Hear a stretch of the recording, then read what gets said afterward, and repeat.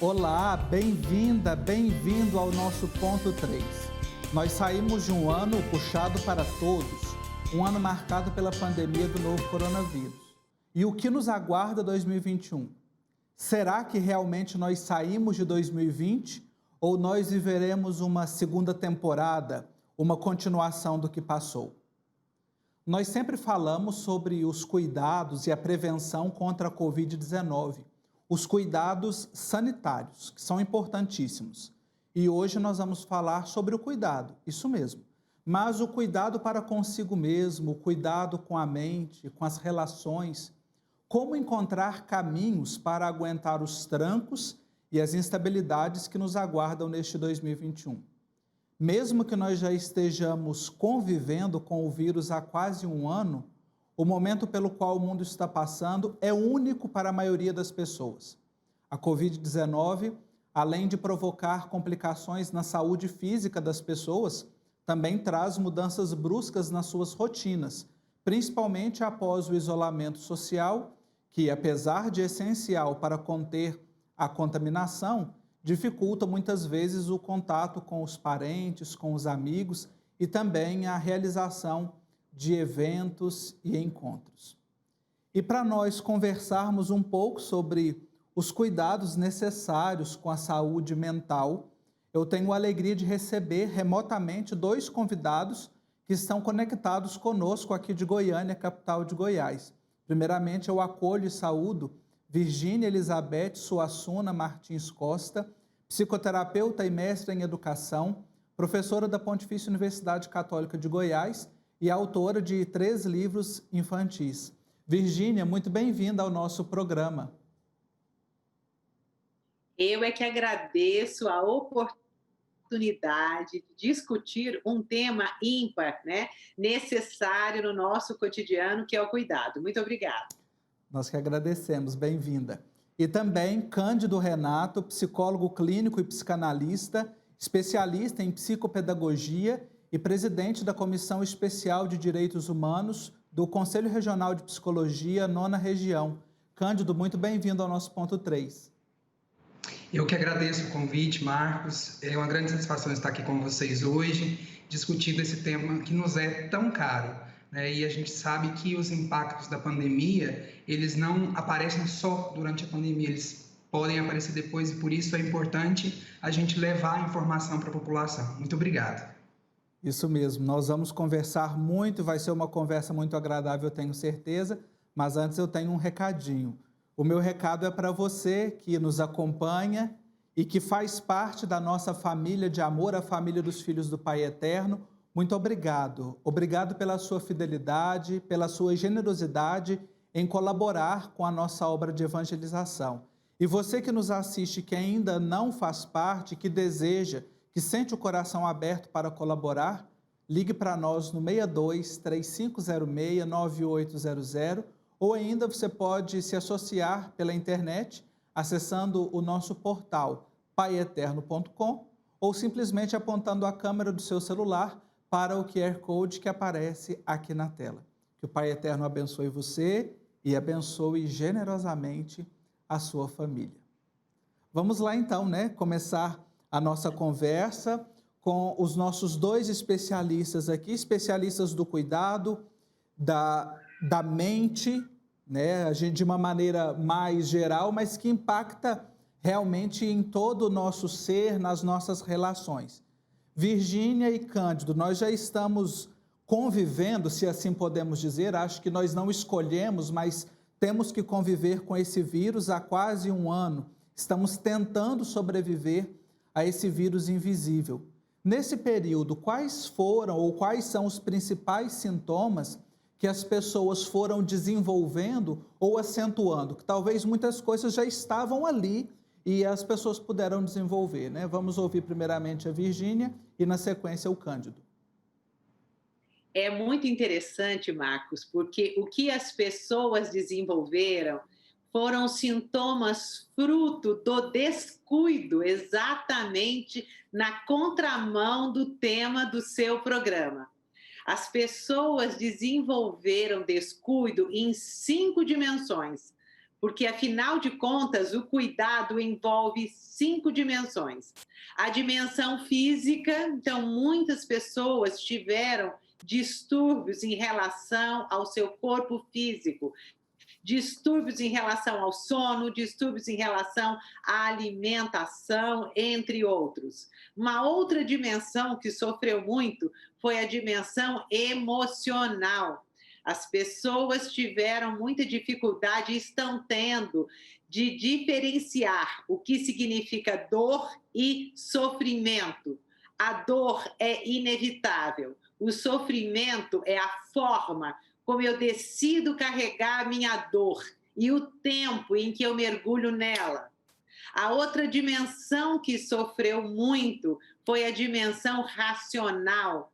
As pessoas se deixaram envolver por pensamentos negativos que antecipavam, né, a morte como se ela já estivesse presente. A quarta dimensão muito afetada foi a dimensão social. As pessoas sempre tiveram uma válvula de escape, os casais, principalmente, a escola era uma válvula de escape para a família. Então, essa dimensão social, ela ficou restrita e as pessoas continuaram a tentar sobreviver sem ela. E, por final, a última dimensão, não menos importante, a dimensão da espiritualidade. Muitas pessoas perderam a fé. E eu costumo dizer que ter fé é tentar decifrar os desígnios que vêm da espiritualidade. Então, o que eu percebo, Marcos, é que essas 5 dimensões, física, emocional, racional, social e espiritual, ficaram absolutamente destruídas, mas apenas em maior qualidade e quantidade para aquelas pessoas que não sabem diferenciar dor e sofrimento. Uma visão, uma leitura interessante para a gente pensar a nossa vida, as nossas relações como um todo, não é, Cândido? Exatamente. É isso mesmo. É isso mesmo, Marcos. A pandemia, como você mesmo disse, né, ela nos foi imposta. Não foi uma escolha nossa passar por toda essa situação. E, especialmente aqui no Brasil, eu acredito que, pelo menos a nossa geração, nunca havia passado por um momento em que toda a nação estava ali submetida ao mesmo tipo de sofrimento, que é a Covid-19. E considerando isso, é importante também, partindo do que a doutora Virgínia trouxe, a gente entender que as pessoas, elas não são afetadas, elas não são marcadas de forma homogênea. Cada sujeito, ele vai vivenciar um sofrimento, ele vai vivenciar uma dor, vai vivenciar a realidade na qual hoje nós estamos inseridos, conforme a sua subjetividade, conforme a sua singularidade, conforme as relações que ele estabelece com o meio, com as trocas econômicas, com as relações familiares, com a política. Tudo isso são fatores que também influenciam e marcam os sujeitos e vai dizer também de como as pessoas vão viver este momento. Você trouxe uma série de elementos aí, Cândido e Virgínia, para a gente pensar que nós não somos afetados apenas por uma única coisa e não é apenas uma coisa que gera em nós. São notícias de mortes, são amigos que são infectados, são familiares, são fake news. As informações, elas chegam como um rolo compressor, né? Elas passam e vão nos triturando. Como é que nós podemos lidar com esse turbilhão de elementos, de informações, e não somatizar, não prejudicar o nosso organismo, a nossa mente, o nosso espírito com essa série de fatores? A primeira questão... Pode falar, doutora Virgínia, perdão. Não, você, eu já respondi a primeira, vai lá. Eu vejo assim, Marcos, a informação, ela nos é essencial para a manutenção da nossa vida. né, neste momento de pandemia em específico, a gente conhecer quais são os protocolos de biossegurança, quais são as orientações da Organização Mundial da Saúde, do Ministério da Saúde, das secretarias municipais e estaduais de saúde, são as informações mais importantes que nós devemos sempre estar atentos e atentas para que a gente se mantenha vivos diante dessa situação. A falta de informação, ela nos coloca em risco, porque se eu não tenho informação, por vezes eu incorro no risco de não tomar as medidas necessárias para a minha proteção. E o excesso de informação, assim também como a falta, ele pode nos colocar em risco, porque pode vir a gerar sofrimentos nos sujeitos, pode vir a gerar angústia, ansiedade, transtorno de pânico, a pessoa pode não saber lidar com as informações que estão chegando até ela. Então, o excesso, ele pode ser prejudicial e a falta também pode ser prejudicial. É importante, neste momento, é algo que eu sempre digo para as pessoas, que a gente tenha a informação que nos mantenha vivos. Essa é a principal informação, nem de mais e nem de menos. Você tocou num assunto interessante, num ponto que é do sofrimento e que a Virgínia também tocou na primeira contribuição dela. Ela disse que a dor é inevitável. O sofrimento é como eu decido levar essa dor. Às vezes a gente até encontra aí alguma frase do tipo, a dor é inevitável, o sofrimento ele é opcional, porque é a forma como eu escolho lidar com essa situação. Como lidar, Virgínia, com a dor e como não torná-la um sofrimento diante desse cenário? O Marcos tocou num ponto muito importante. Ele falou da subjetividade. Então, cada um de nós já trazemos dentro de nós um potencial, né? Vamos dizer assim, ou para o otimismo ou para o pessimismo. Então, acho que a Covid ela veio alimentar o otimismo ou o pessimismo de muitas pessoas, né? Esse equilíbrio que o Marcos colocou muito bem, né, entre o que é necessário eu saber para me manter vivo, ele se perdeu. Porque aquela pessoa que é pessimista, ela levantava de manhã, eu tive pacientes assim, levantavam de manhã, a primeira coisa que faziam era ligar a televisão para saber quantas pessoas haviam morrido, quantos tinham infectado, quais eram as vagas do hospital. Quer dizer, essa pessoa, ela já traz uma carga neurótica muito grande. E eu sou muito lúdica, sabe, Marcos, brincar, que eu acho que a gente pode resolver as situações mais drásticas de uma maneira lúdica também. Então, eu sugiro a você que quando você fizer a sua higiene mental, tenho certeza que todos nós aqui escovamos os dentes, que a gente escove também, gente, os pensamentos. Tem gente que já acorda com um pensamento negativo. Essa é a forma do equilíbrio. Escova os sentimentos também. Tenta escovar as suas sensações físicas. Tem gente que até procura, Marcos, né? E fica procurando assim, será que eu estou sentindo isso? Eu acho que amanhã fica com diarreia. Não, eu acho... Entendeu? Então, eu acho que a gente precisa, né, que é sinônimo de cuidado, fazer uma higiene mental.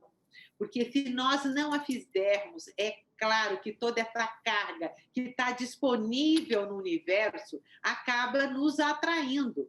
Então, eu sugiro, vão lembrar de mim agora todos os dias de manhã, vamos tentar fazer uma higiene mental. Virgínia, esse ponto que a senhora traz para nós é importantíssimo e certamente eu vou me lembrar, ao fazer a minha higiene diária, de não apenas escovar o corpo, os dentes, de me limpar, mas também os sentimentos e as sensações. Uma ótima dica, você que está nos acompanhando. Os pensamentos também, hein? Isso, e os pensamentos. Também.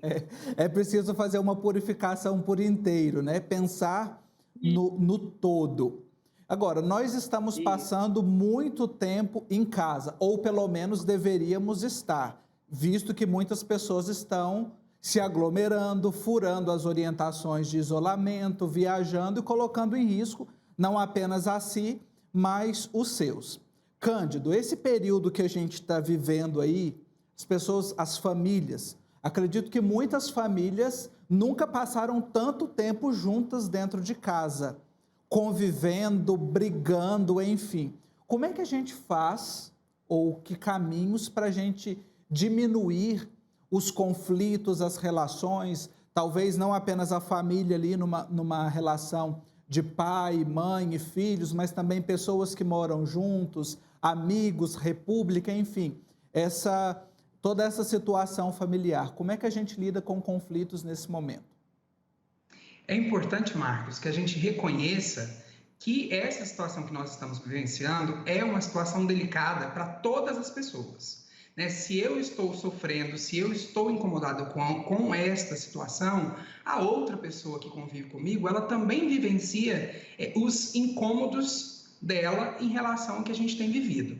Então é importante que a gente reconheça também o nosso incômodo, o incômodo do outro, e a gente saiba respeitar o nosso espaço e também o espaço do outro.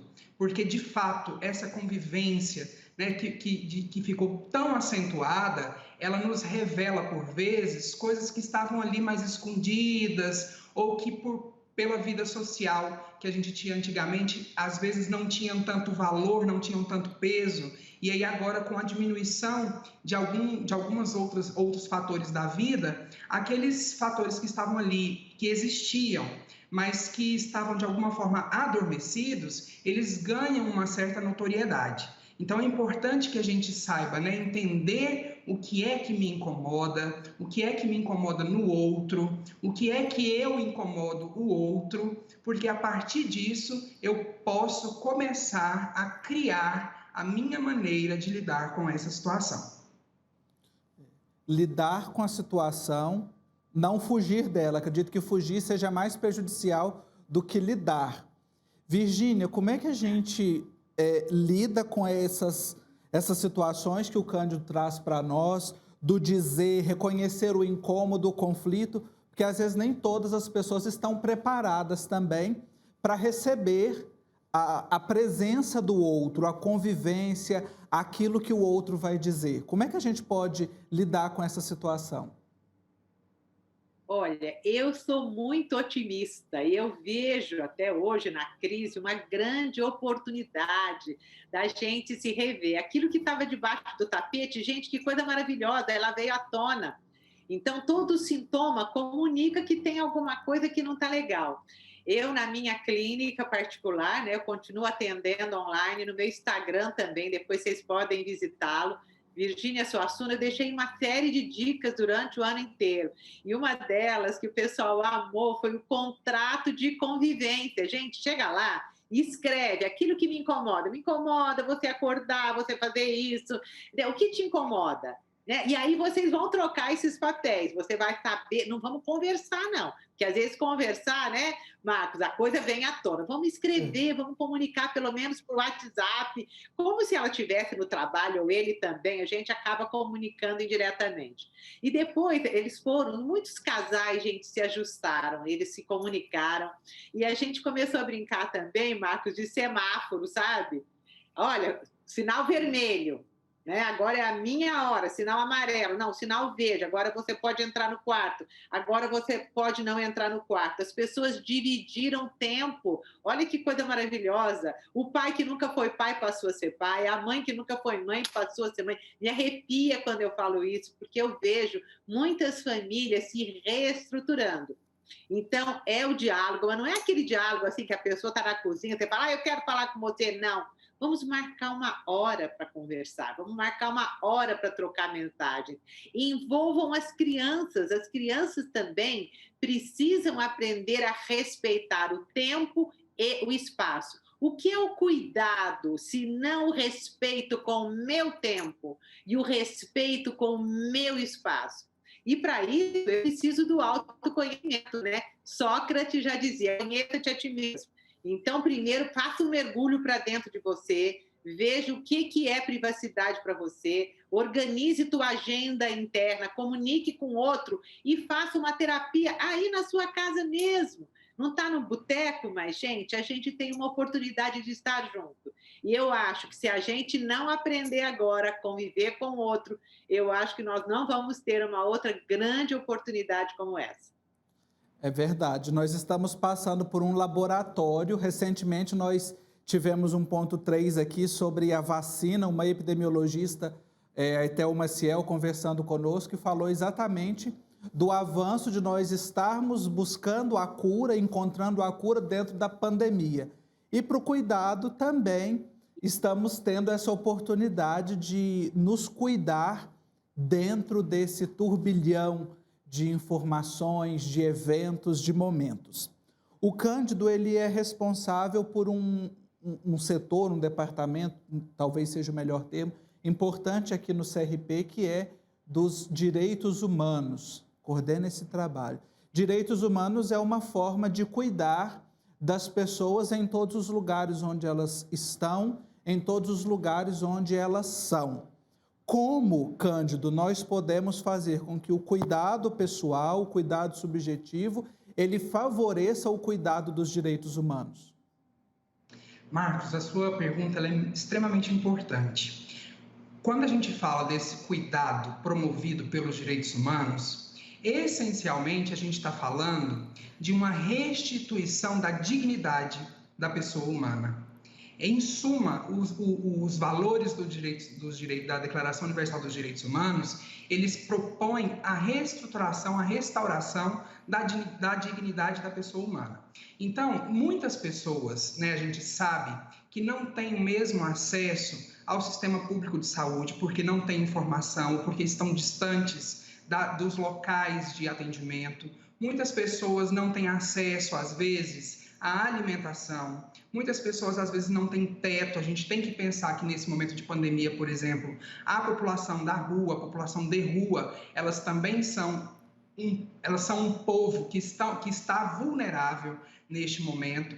E aí, esse olhar cuidadoso dos direitos humanos é para tentar, de alguma forma, equiparar o acesso aos serviços e a qualidade de vida e a restauração da dignidade dos sujeitos através da promoção, né, dos direitos humanos e dos direitos civis aos sujeitos.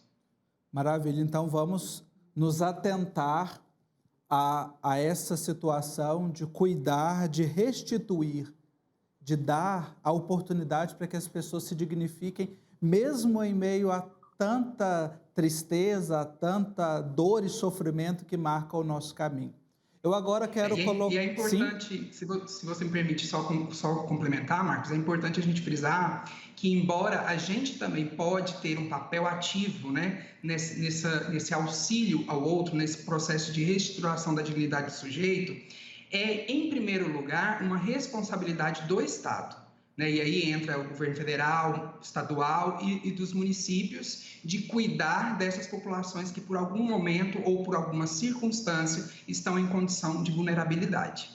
Ótimo, bem lembrado, e nós desejamos que todos esses direitos e essas responsabilidades sejam cumpridas, não para alguns, mas para todos. Responsabilidade para todos.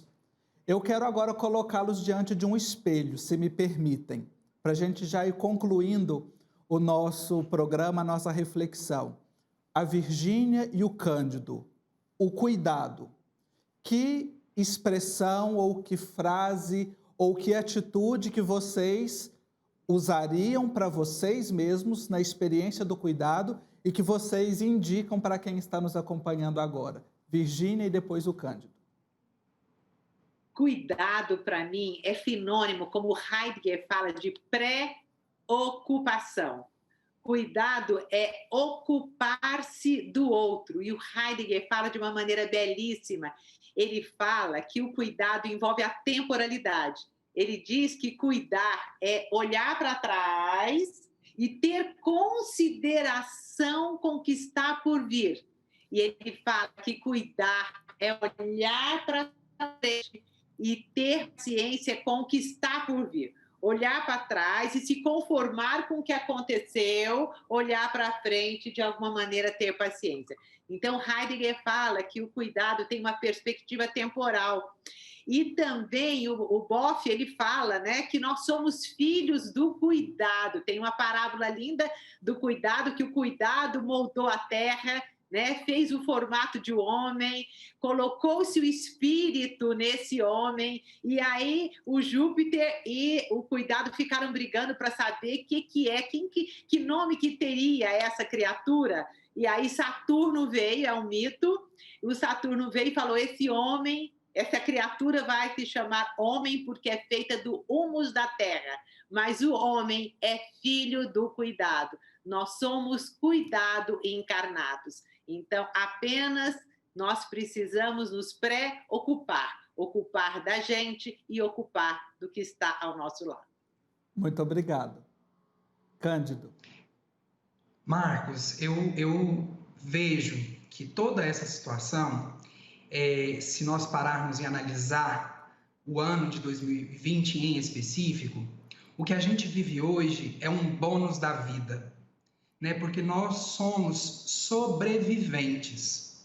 E não só sobreviventes do nosso corpo físico, mas nós somos, de alguma forma, sobreviventes psiquicamente de toda essa situação. Nós somos sobreviventes das nossas relações que foram construídas durante toda a vida. Nós somos sobreviventes da nossa função laboral. Nós somos sobreviventes do nosso trabalho. Nós somos sobreviventes, eu acredito que principalmente dos nossos sonhos, né? A gente vai poder dizer um dia que a gente passou o ano de 2020 vivos.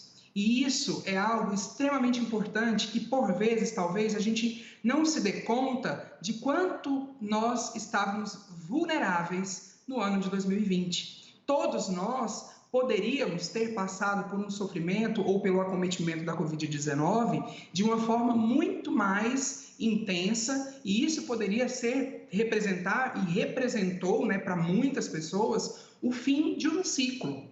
Mas o nosso ciclo, de alguma maneira, tem se renovado a cada dia. Então, nós somos sobreviventes. É importante que a gente se dê conta disso. E essa sobrevivência, ela nos dá lugar para que a gente reconheça todos os dias quais são os nossos sonhos e os nossos desejos. E a gente possa, a partir disso, buscar aquilo que a gente tanto quer.